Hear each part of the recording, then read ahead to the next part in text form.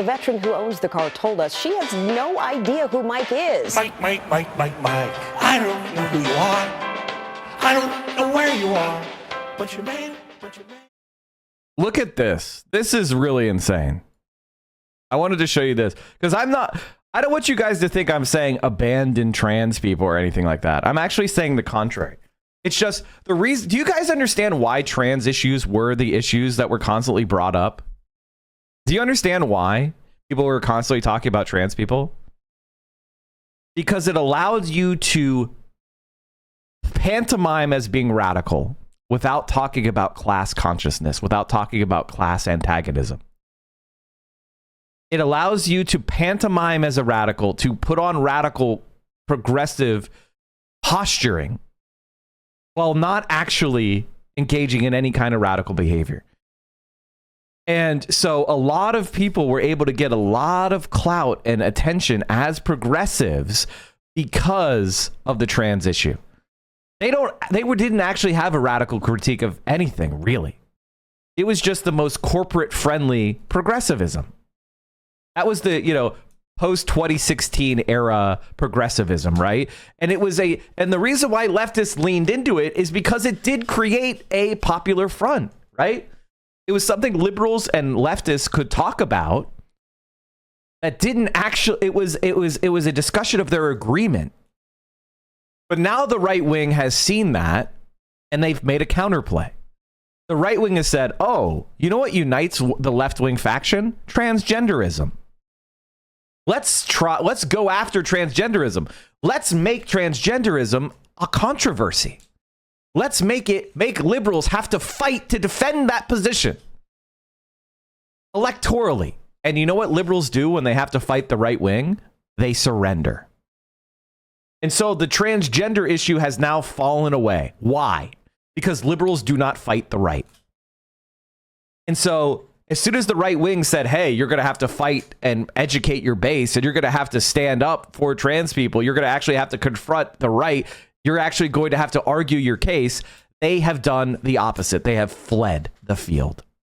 And so now everybody who is out there talking about trans rights, you're caught out. Trans people are caught out. Trans liberals most of all. And what are trans liberals doing? There's this one account called Stacey K. I think it may be the worst account on Twitter. Like one of the most aggravating, worthless sacks of shit. An upper middle class, bourgeois, liberal trans woman. And her solution is, yeah, liberals sell out. I could pass. So go ahead, do anti-trans shit. It's so unbelievably disgusting. I can't even. Brianna Wu. Oh God, another example. You have to understand something. The politics that a lot of you came aware in, it was an aberration. The reason why trans issues and immigrant issues and all this stuff was ever being brought up was because it was a way of trying to obscure the differences between the Bernie Sanders coalition and the rest of liberalism. They wanted you to talk about all this shit because they didn't want to talk about class. They didn't want to talk about the rich. They didn't want to talk about Wall Street. So they brought up all this stuff as a way of obscuring. They wanted to make radical liberalism like, oh, you want to vote for Bernie Sanders, but he's a white man. Just vote for Kamala Harris. She's a black woman and she's just as left wing as Bernie Sanders. That was literally the argument in 2018. But this is freeing. This is good. The liberals are miscalculating. I think that the next 4 years is the best opportunity the left is ever going to have for the rest of my life. As long as the left doesn't capitulate and turn itself into the fucking vote blue no matter who cucks that they just did for 8 fucking years. If the left actually says, fuck liberals, fuck the Democratic Party, let's go for it, baby. If we stop chasing after dog catcher and actually grasp at the brass ring of true power in this country, we might have a fucking chance. I'm so tired of leftists being like, try to be your local comptroller. That'll change everything. No, it won't. No, it fucking won't. I'm not saying don't run for comptroller. I'm just saying you're going to win comptroller and then you're going to find out that that's not the source of power. As the Well, I'm going to focus on that word vulnerable. And that is the fetish of liberals and people. They fetishize vulnerability. They reify it and they make it seem like, oh, we're helping the vulnerable. We are vulnerable. We can save people. No, a real working class movement emphasizes strength. And I'm so fucking sick of the vulnerability fetish. My God, we're all so need. No, that's not leftist politics. That's liberal politics. If you fetishize vulnerability, that's liberal politics. Yes, we need to protect the health of all Americans because, and I don't know about Canada, but Americans are abused by big food and big ag. This country is sick. RFK Jr., like as crazy as it is, he realizes that it's industrial agriculture that's made people so sick. But the thing is that to fight against it is not to emphasize our vulnerability, but to emphasize the strength in numbers that can actually make a change in the organization of big ag. It feels so desperate when we're all alone. That's what liberals want you to feel. Liberals want you to feel doomer. That's why I think being doomer is a sign of your own liberalism. I have never felt doomer. I just don't feel doomer. If you feel doomer, you are weak. You are pathetic. Like you personally. Because think about what feeling doomer means. It means that you lack the imagination and you lack the will and you're frightened. Those are all flaws of you, not us. That's you. You lack the imagination. You're frightened. You're impotent. That's nobody else but yourself. So kill the liberal in your mind and stand up. What are you so scared of? Dying? Like, what are you so scared of? These ideas or trying to round up a group of people and make... Yeah, bro. Environmental collapse is terrifying. You know what's terrifying? You know what's terrifying? Something that you can't understand. Something that you didn't see coming. Something that you can't beat. Environmental collapse is terrifying. There's nothing terrifying about it. It is about engineering. It is about social control. It is about power. We understand how to save the planet already. We already know how to do it. What's terrifying is people are terrified about doing this stuff. It's like saying tying my shoes is terrifying. Why? You know how to tie it. Grab one string, grab the other. Start tying the shoe. Stop whining about how it's so scary. There's no shame in being afraid. There's no shame in feeling emotions. The shame is in allowing them to control you. That is having emotions and allowing them to tell you that you are powerless. That's shameful. Being scared is not shameful. Being depressed is not shameful. Being lonely is not shameful. What is shameful is allowing those feelings to paralyze you from your will, what you desire to do. That's the shameful part. Being scared of the roller coaster, not shameful. Refusing to go on because of that fear, even though you want to, that is the shameful thing. My wife doesn't understand how I stay optimistic. She gets doomer at times, but I'm the one going to DSA meetings, knocking on doors for socialist candidates, and going to protests. So I see how possible real change is. It really does help if you actually go do some work if you're feeling doomer. Mike's right. Not only that, there is no better feeling on this world than the ecstasy of solidarity. There's one thing that'll bring a tear to my eye. It's solidarity.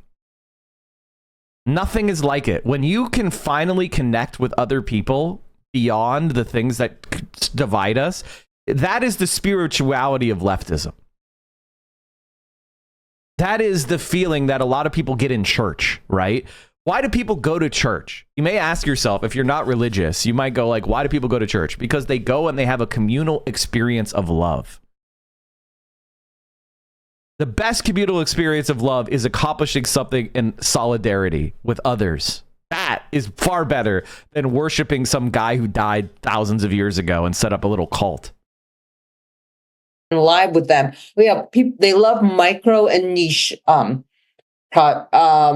projects. And this is what's just making me so depressed about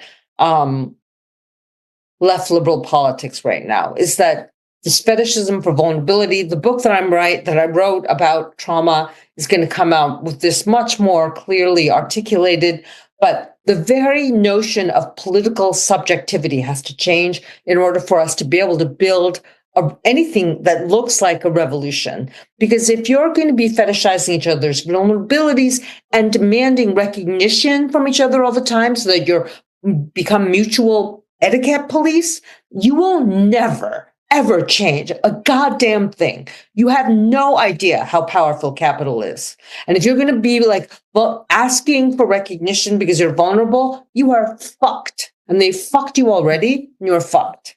About the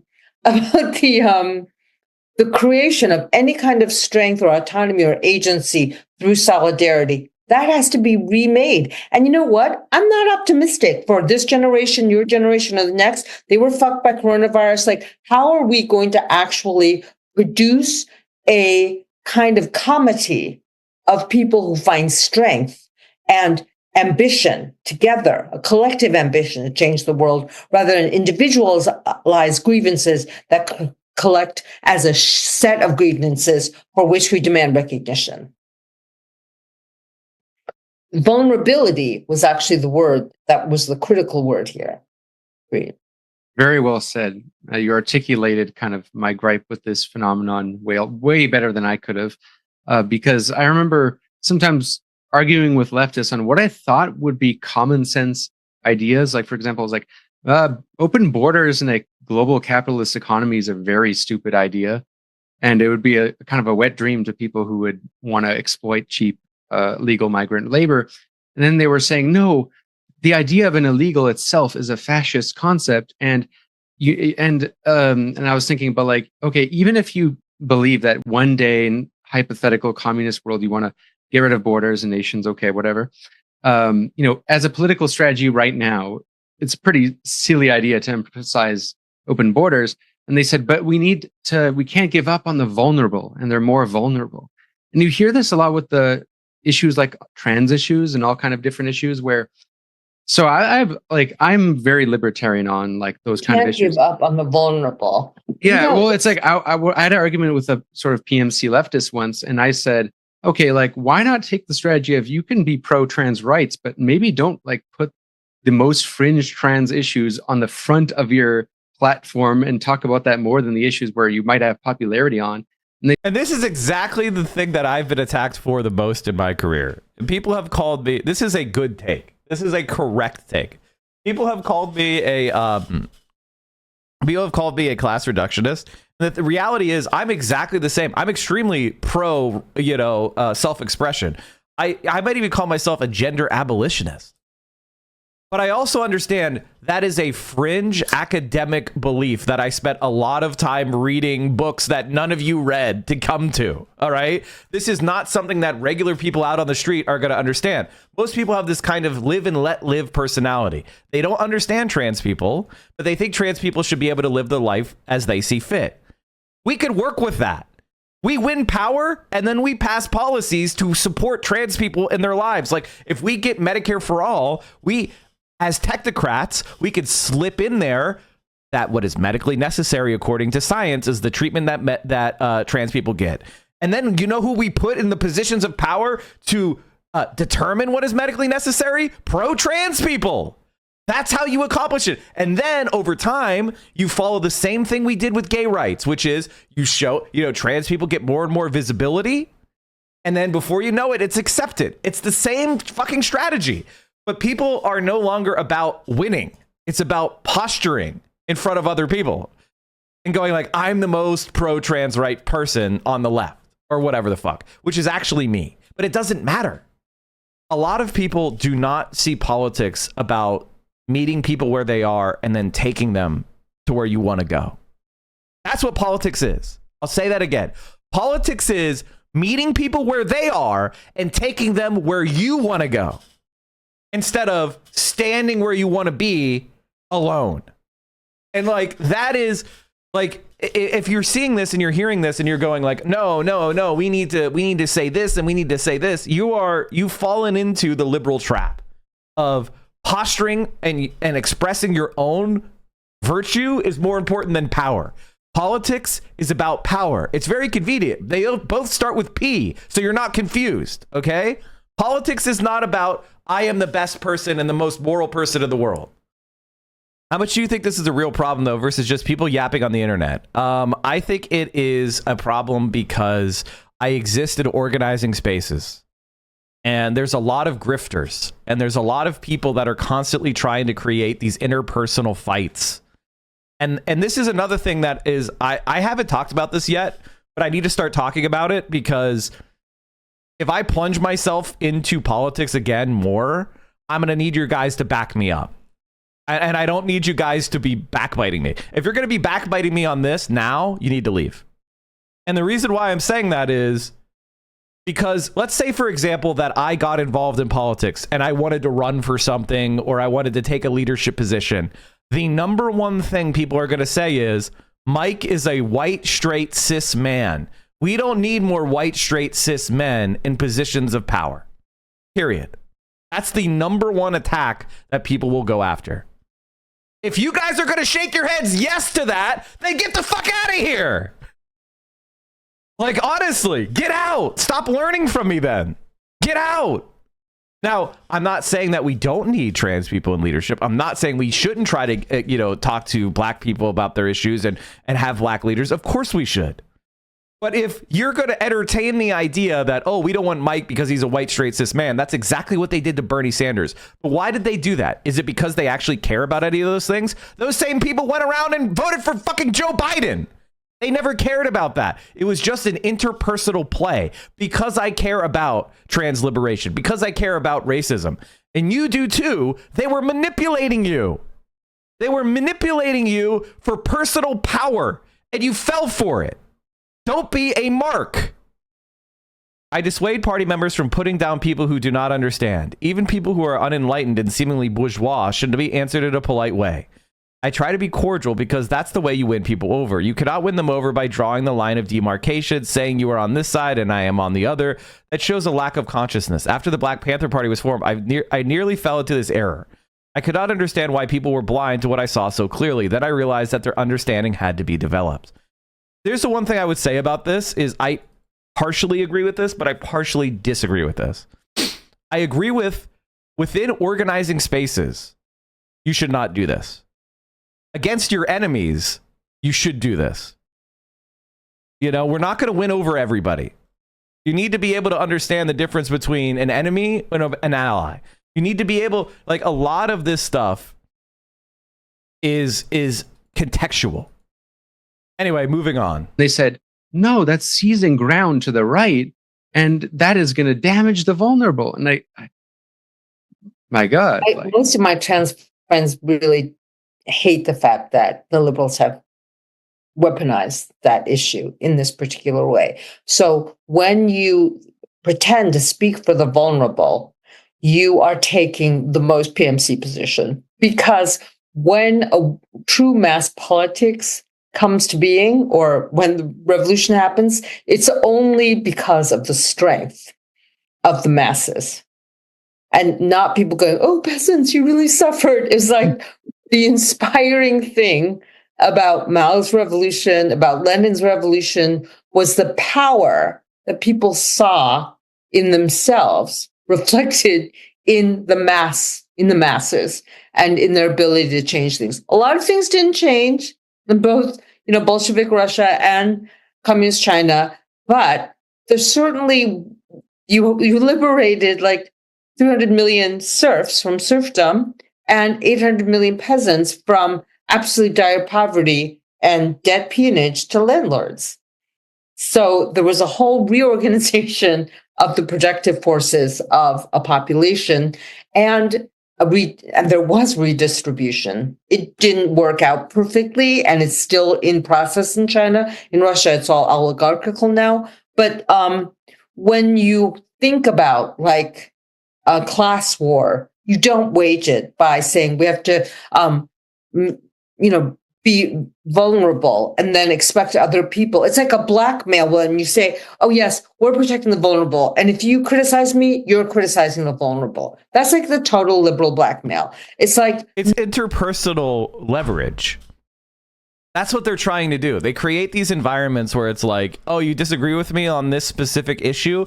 That means that you are doing bigotry. And you as a socialist, you are very concerned about doing bigotry. You don't want to do bigotry. And you're like, oh man, am I being anti-Semitic right now? Am I being racist right now? And you stop what you're doing. But they don't care about it. They just want you to stop, and they can't argue against what you're doing, so they attack you. They hyper-focused on trans issues for a decade, and now they're confiscating trans people's passports. And liberals are not saying a fucking word. This is what the French media does to the left party, call them anti-Semitic, etc. Pathetic. No, we have to find strategies to build mass politics. That's what they did to Jeremy Corbyn. The only reason they don't call Bernie Sanders anti-Semitic is because he's Jewish. But they call him a self-hating Jew when nobody can hear. Putting strength on strength. And you know what you were saying about common sense is that PMC vanguardists hate common sense. They hate it. They love this word, heteronormativity. They hate heteronormativity. Right. They hate normativity. But the other thing I was thinking about was that in the most extreme. And by the way, chat, let's just like break down norms. What are norms? Norms are just expectations of behavior. They're cultural folkways. They are the ways that you expect. Like a norm, for example, is wearing clothes. Wearing clothes is not like human beings are not born clothed. There's a large cultural and productive effort going to giving you clothes. And the shapes and the designs of those clothes are also norms, right? Hairstyle, all sorts of things that we do are just social rules we invented. When you're attacking those norms, you have to say like, okay, this social rule has negative utility. In cases, they want to punish you for apperceptive responses, like stimuli responses. This is why it is an etiquette straitjacket, is that they want you to feel completely inhibited when dealing with other people for fear of offending them. It's really, truly horrifying. Yeah. Because we live in such antisocial times already.